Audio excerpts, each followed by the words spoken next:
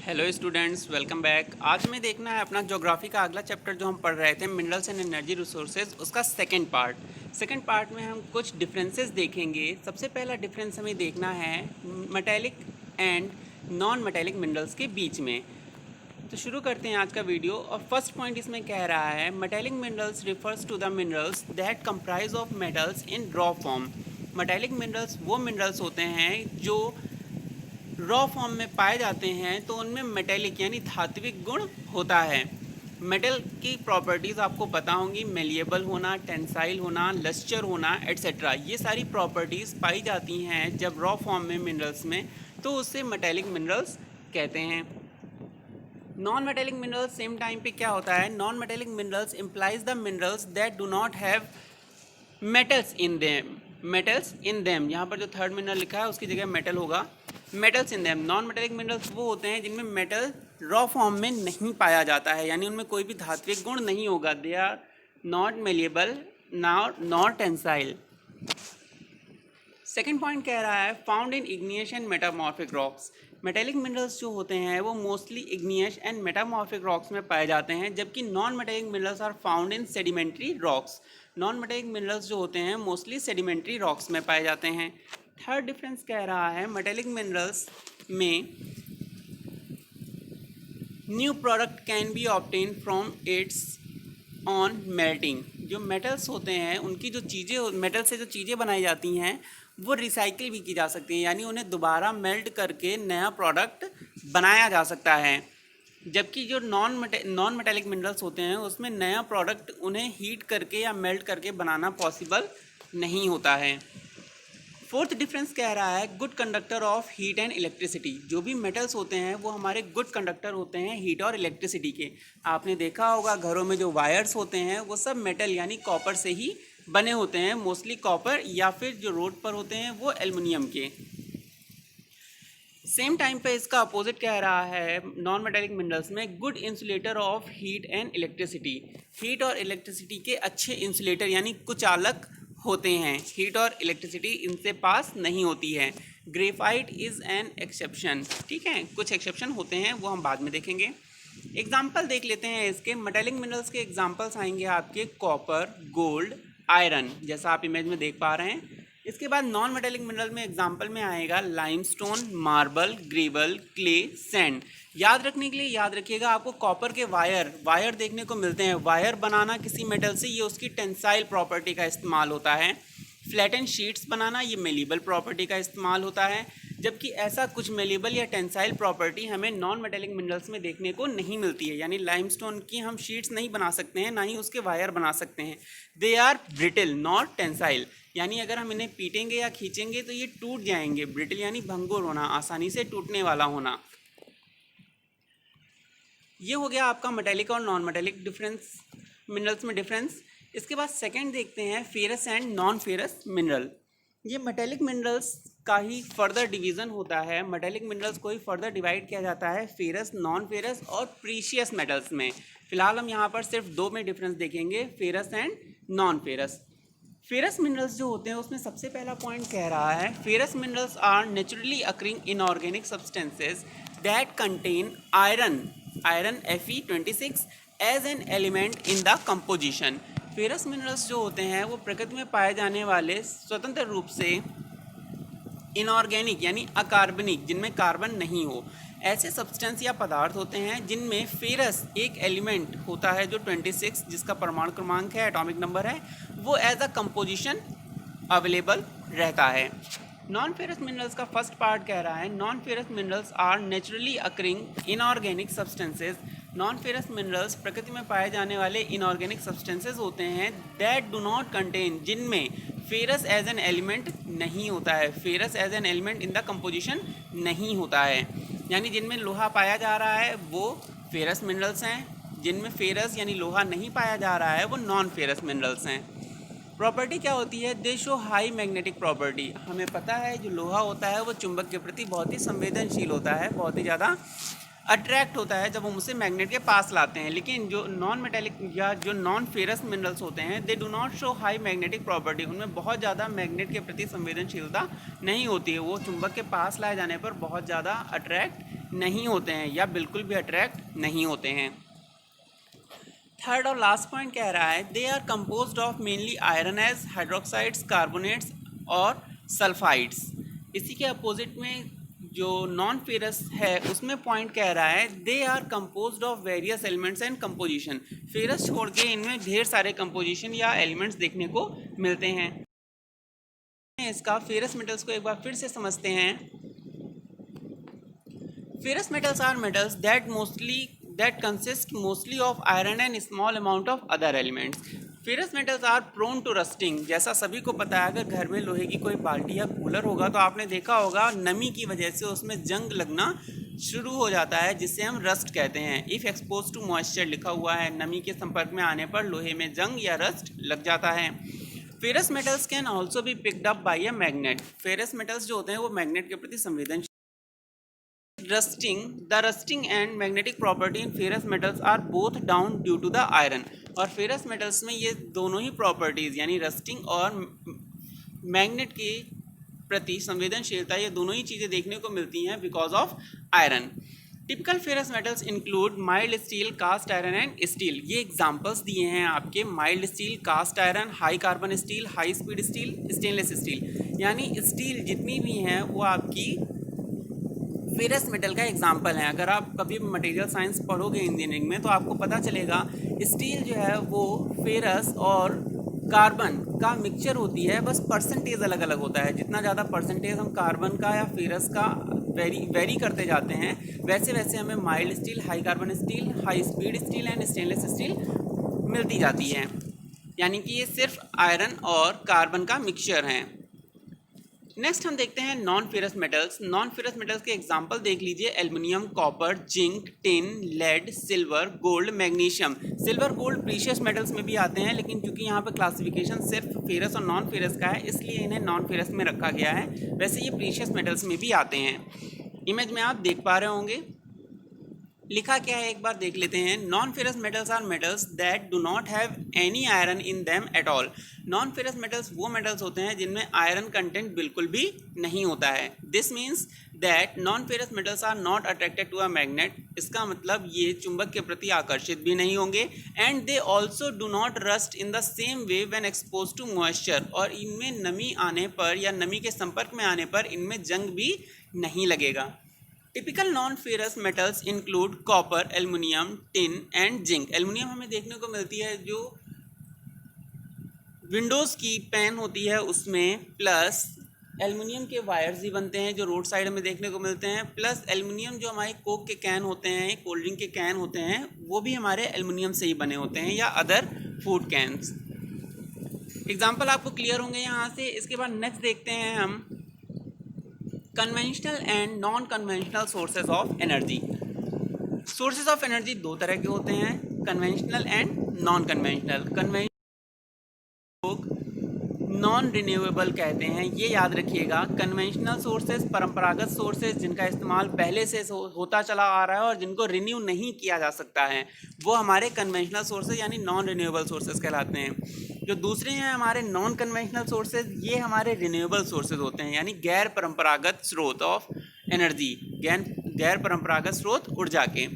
ये वो स्रोत हैं जिनका इस्तेमाल हमने अभी जल्दी में ही इस्तेमाल करना शुरू किया है और ये ढेर सारी मात्रा में पाए जाते हैं और आसानी से रिन्यू भी किए जा सकते हैं। कन्वेंशनल सोर्सेज दो तरह के होते हैं, कॉमर्शियल वो जिनका इस्तेमाल हम लोग व्यापार के लिए या बड़े पैमाने पर ऊर्जा के उत्पादन के लिए करते हैं।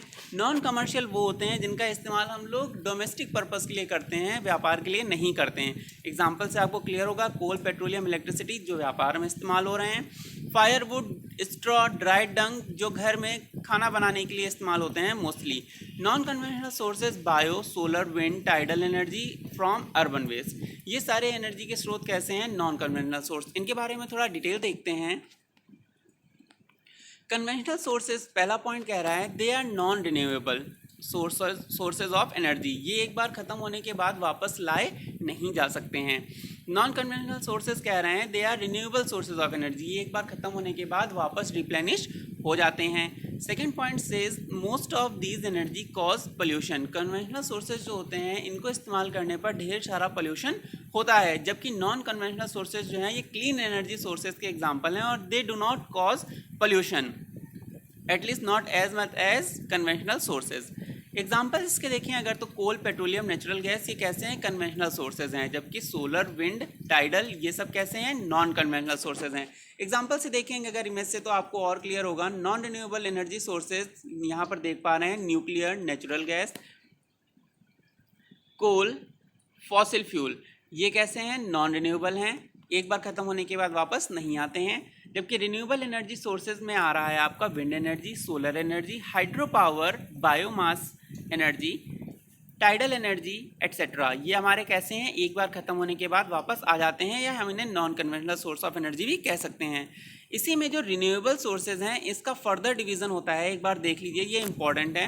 Renewable source of energy, it is the energy derived from resources that are regenerative, जो एक बार ख़त्म होने के बाद वापस आ जाते हैं, ऐसे सोर्सेज से मिलने वाली एनर्जी होती है ये। और या हम कह सकते हैं for all practical purpose can not be depleted, ये ख़त्म नहीं होती है इस्तेमाल करने के बाद भी, यानी इस्तेमाल करने के बाद भी इसकी मात्रा जो है वो लगातार बढ़ती रहती है, ख़त्म नहीं होती है। अब रिन्यूएबल रिसोर्सेज जो है वो फिर से दो तरह के होते हैं। पहला है continuous sources. Continuous renewable sources वो होते हैं जो कभी भी ख़त्म नहीं होते हैं, यानी कि जितना ज़्यादा अवेलेबल हैं उसमें से कितना भी इस्तेमाल कर लो ये कभी ख़त्म नहीं होंगे। एग्जांपल से आपको ज़्यादा क्लियर होगा, जैसे सोलर रेडिएशन हो गया, टाइडल एनर्जी हो गया, wind, waves, geothermal, running water etcetera, ये वो एनर्जी सोर्सेज हैं जो लगातार चलते ही रहते हैं, यानी कभी ख़त्म नहीं होते हैं। Will never run out nor affected by human action, इंसान चाहे जितना इस्तेमाल कर ले ये कभी ख़त्म नहीं होंगे। They are continuous renewable resources of energy, और इसीलिए इनका इस्तेमाल ज़्यादा से ज़्यादा करना चाहिए क्योंकि ये कभी ख़त्म नहीं होंगे। और इनसे अगर एनर्जी एक बार हमने एफिशिएंट तरीके से बनाना या प्राप्त करना सीख लिया तो सारी समस्या ही एनर्जी की दूर हो जाएगी। दूसरे रिन्यूएबल रिसोर्सेज होते हैं flow type of renewable resources. Flow type of renewable resources वो होते हैं जो बहुत धीरे धीरे रिप्लेनिश होते हैं, यानी बहुत धीरे धीरे वापस आते हैं, यानी वापस तो आ जाएंगे लेकिन उतनी तेज़ी से नहीं आएंगे जितनी तेज़ी से कॉन्टिन्यूस रिसोर्सेज आ रहे थे। क्या लिखा है यहाँ पर? Are sustainable providing that they are carefully managed and maintain, इनको बहुत ध्यान से या बहुत ही संभाल कर इस्तेमाल करना चाहिए क्योंकि ये धीरे धीरे वापस आते हैं। जैसे हम बात करें अंडरग्राउंड वाटर, यहाँ पर एग्जांपल नहीं लिखा है पर आप याद रखिएगा सबसे अच्छा एग्जांपल यही है, अंडरग्राउंड वाटर। अंडरग्राउंड वाटर जो है नेचर जो है वाटर साइकिल के थ्रू वापस रिप्लेनिश कर देती है, लेकिन अगर हम बहुत ज़्यादा अंडरग्राउंड वाटर इस्तेमाल कर लेते हैं तो नेचर उतनी जल्दी उसको फिर से रिन्यू नहीं कर पाती है और अंडरग्राउंड वाटर बिल्कुल ख़त्म हो जाता है। And these are affected by humans, इंसानों के द्वारा इन पर प्रभाव पड़ता है। अदर एग्जांपल्स इसके क्या कह रहे हैं, जैसे बायोमास। बायोमास की अगर हम बात करें, अगर हम जंगल से लकड़ियां काट के या जंगल से लकड़ियां लेकर फायरवुड की तरह इस्तेमाल कर रहे हैं तो पेड़ तो बढ़ते रहते हैं, लकड़ियां वापस आती रहती हैं। लेकिन अगर हम ज़्यादा लकड़ियां इस्तेमाल करेंगे पेड़ों को काट कर तो पेड़ इतनी जल्दी नहीं बढ़ पाते हैं, तो हमें वो एनर्जी यानी बायोमास एनर्जी फिर मिलेगी नहीं, काफ़ी दिन तक नहीं मिलेगी। और एक टाइम ऐसा भी आ सकता है कि वो पूरी तरह सॉयल हो गया। जैसे सॉयल भी जो अपने नेचुरल इंग्रेडिएंट्स होते हैं वो एटमॉस्फेयर से खुद ही रिटेन कर लेती है, इसीलिए कहा जाता है कि दो क्रॉप के बीच में थोड़ा टाइम देना चाहिए जिससे सॉयल जो है अपनी फर्टिलिटी को रिगेन कर सकें। लेकिन अगर हम वो टाइम पीरियड उसे नहीं देंगे तो सॉयल की फर्टिलिटी क्या होगी, रिगेन नहीं हो पाएगी और वो धीरे धीरे इनफर्टाइल हो जाएगी। फॉरेस्ट भी सेम वे में वर्क करते हैं। आई होप ये आपको समझ में आ गया होगा। रिन्यूएबल रिसोर्सेज दो तरह के, continuous, flow. Non renewable resources भी हमने पढ़े थे, कॉमर्शियल एंड डोमेस्टिक। इसके बाद हम देखते हैं अपना लास्ट डिफरेंशिएशन आज का, hydro electricity and thermal electricity. Hydro electricity का फर्स्ट पॉइंट कह रहा है, इन hydro electricity water power rotates the turbine. Hydro electricity में पानी की पोटेंशियल एनर्जी को हम कन्वर्ट करते हैं काइनेटिक एनर्जी में और उसका इस्तेमाल करते हैं टरबाइन को रोटेट करने में, जो जनरेटर से कनेक्ट होती है और जनरेटर हमें इलेक्ट्रिसिटी प्रोवाइड करता है। थर्मल इलेक्ट्रिसिटी में क्या होता है, इन दिस कोल, पेट्रोलियम और natural gas is burn and it rotates the turbine. Thermal electricity में हम लोग बॉयल करते हैं वाटर को और वाटर की जो स्टीम होती है उसका इस्तेमाल करते हैं, उसकी काइनेटिक एनर्जी का इस्तेमाल करते हैं टरबाइन को रोटेट करने में। कैसे, ये हम लोग आगे देखेंगे। सेकेंड डिफरेंस कह रहा है hydro electricity it is renewable. Hydro electricity जो है अभी हमने आपको बताया flow, continuous flow of water कैसा है, फ्लो टाइप ऑफ या कॉन्टिन्यूस रिन्यूएबल रिसोर्स है। तो जो पानी बह रहा है ऊपर से माउंटेन से नीचे आ रहा है वो लगातार आ रहा है, तो ये रिन्यू हो जाता है। यानी एक बार हम अगर इस्तेमाल कर लें पानी तो ऐसा नहीं होगा कि वो ख़त्म हो जाएगा। वो पानी की पोटेंशियल एनर्जी को सिर्फ हमने काइनेटिक एनर्जी में कन्वर्ट किया है, वो पानी वैसा का वैसा ही रहेगा, सिर्फ फॉर्म ऑफ एनर्जी उसकी चेंज हो रही है। नेक्स्ट थर्मल इलेक्ट्रिसिटी है, उसका सेकंड पॉइंट कह रहा है it is non renewable. Thermal electricity non renewable होती है क्योंकि इसमें हमने अभी आपको फर्स्ट पॉइंट में बताया कि कोल, पेट्रोलियम या नेचुरल गैस बर्न की जाती है, और ये कैसे हैं, ये नॉन रिन्यूएबल रिसोर्सेज हैं। इनको बर्न करने पर ये एक बार तो एनर्जी दे देंगे, पर हमें दोबारा से नया कोल, नया पेट्रोलियम और नया नेचुरल गैस लाना पड़ेगा दोबारा एनर्जी को प्राप्त करने के लिए। थर्ड पॉइंट कह रहा है हाइड्रो इलेक्ट्रिसिटी में it is pollution free. Hydro electricity completely pollution free होती है क्योंकि पानी की सिर्फ पोटेंशियल एनर्जी काइनेटिक एनर्जी में चेंज हो रही है, कुछ भी बर्न नहीं हो रहा है जिससे रिमेन या एशेज आएँ। थर्मल इलेक्ट्रिसिटी में जबकि ऐसा नहीं होता है। थर्मल इलेक्ट्रिसिटी में हम लोग कोल, पेट्रोलियम, नेचुरल गैस बर्न करते हैं जिसकी वजह से ढेर सारा पोल्यूशन कॉज होता है। कैसे, इसको हम आगे इमेज से देखते हैं। लेफ्ट साइड में आप देख पा रहे होंगे आपका हाइड्रो इलेक्ट्रिसिटी का एग्जाम्पल है ये। कॉन्टिन्यूस फ्लो ऑफ वाटर में हम लोग ऑब्स्ट्रक्ट क्रिएट करते हैं वॉल की तरह, जिससे हम लोग डैम कहते हैं या रिजर्वायर कहते हैं, और यहाँ से पानी को एक हाई लेवल तक स्टोर किया जाता है और उसकी पोटेंशियल एनर्जी को गेट ओपन करके कन्वर्ट किया जाता है काइनेटिक एनर्जी में, और वो गिरता है टरबाइन में। किस तरह से, यहाँ से देखते हैं। Inside a hydro power plant, reservoir जो हमने क्रिएट किया है जिसे डैम भी कहा जा रहा है, इससे हम लोग ऊंचाई से पानी नीचे छोड़ते हैं। इनटेक जहाँ पर आप देख पा रहे हैं, इनटेक कंट्रोल गेट को हम ओपन करते हैं तो पानी वहाँ से अंदर आता है और तेज़ी से नीचे की तरफ बढ़ते हुए टरबाइन से टकराता है और टरबाइन को रोटेट करता है। टरबाइन हमारी कनेक्टेड होती है जनरेटर से, और जनरेटर हमारा ट्रांसफॉर्म करता है मैकेनिकल एनर्जी को इलेक्ट्रिक एनर्जी में। कैसे, वो हम लोग साइंस में पढ़ेंगे जब जनरेटर की वर्किंग देखेंगे, जनरेटर और मोटर की वर्किंग देखेंगे। ट्रांसफार्मर से इलेक्ट्रिसिटी पावर हाउस जाती है और पावर हाउस से टावर्स के थ्रू हमारे घरों तक आती है। तो इस तरह से हाइड्रो इलेक्ट्रिसिटी वर्क करती है। एक्चुअल में इमेज कैसी होती है आप देख सकते हैं। नदी की कॉन्टिन्यूस फ्लो ऑफ वाटर के बीच में हम लोग एक वॉल जैसे ऑब्स्ट्रक्ट क्रिएट करते हैं और पानी को ढेर सारा एक जगह पर रोककर उसकी पोटेंशियल एनर्जी बढ़ाते हैं। फिर गेट ओपन करके जब पानी को नीचे छोड़ा जाता है तो उसकी काइनेटिक एनर्जी बढ़ती है, पोटेंशियल एनर्जी काइनेटिक एनर्जी में कन्वर्ट होती है और वो हमारा टरबाइन को रोटेट करने में हेल्प करती है। और टरबाइन जनरेटर से कनेक्टेड होती है और जनरेटर कन्वर्ट करता है मैकेनिकल एनर्जी को इलेक्ट्रिकल एनर्जी में, और इस तरह से हमें इलेक्ट्रिसिटी मिल जाती है। अब हम देखते हैं thermal power plant. Actual image कैसी होती है आप देख पा रहे होंगे। थर्मल पावर प्लांट की वर्किंग कैसी होती है, इसका एक शॉर्ट डेमो हम लोग देखते हैं। थर्मल पावर प्लांट में सबसे पहले हमारा आता है कंटेनमेंट स्ट्रक्चर, जिसमें हॉट वाटर जो है वो किया जा रहा है किसके थ्रू, कोल बर्न करके या नेचुरल गैस को बर्न करके। और इस हॉट वाटर की जो स्टीम है वो फ्लो, वो उसकी काइनेटिक एनर्जी का इस्तेमाल किया जा रहा है टरबाइन को रोटेट करने में। और टरबाइन फिर से कनेक्टेड है किससे, जनरेटर से। जनरेटर कन्वर्ट करता है मैकेनिकल एनर्जी को इलेक्ट्रिकल एनर्जी में, और वहाँ से electricity power house and then towers के थ्रू हमारे घर तक। यानी कि अगर हम कॉमन देखें इन दोनों में तो कॉमन क्या है, कॉमन है हमारा turbine, generator, power house and power lines. बस मेन क्या है, टरबाइन को रोटेट करने के लिए हम किस चीज़ का इस्तेमाल करते हैं। टरबाइन को रोटेट करने के लिए हाइड्रो पावर में हम लोग पानी की पोटेंशियल एनर्जी को काइनेटिक एनर्जी में कन्वर्ट कर रहे हैं, जबकि थर्मल पावर प्लांट में पानी को गर्म करके स्टीम में कन्वर्ट कर रहे हैं और स्टीम की काइनेटिक एनर्जी का इस्तेमाल कर रहे हैं टरबाइन को रोटेट करने में। तो I hope side by side comparison से आपको क्लियर होगा कि कैसे हाइड्रो इलेक्ट्रिक पावर प्लांट और थर्मल पावर प्लांट एक दूसरे से डिफर हैं या इनमें क्या सिमिलैरिटी भी हैं। तो ये थे आपके 4 क्विक कंपैरिजन जो आपके chapter minerals and energy resources से रिलेटेड हैं। इसके बाद देखते हैं हम नेक्स्ट वीडियो में मिनरल्स और वो किस स्टेट में पाए जाते हैं, यानी कि कंप्लीट मैप वर्क इस चैप्टर का। कोई भी डाउट या क्वेश्चन हो तो कमेंट सेक्शन में पूछ लीजिए, और अगर किसी स्टूडेंट को इसका PDF चाहिए हो तो प्लीज़ कमेंट सेक्शन में मेंशन कर दीजिए, हम लिंक प्रोवाइड कर देंगे। थैंक्स फॉर वॉचिंग, पढ़ते रहिए।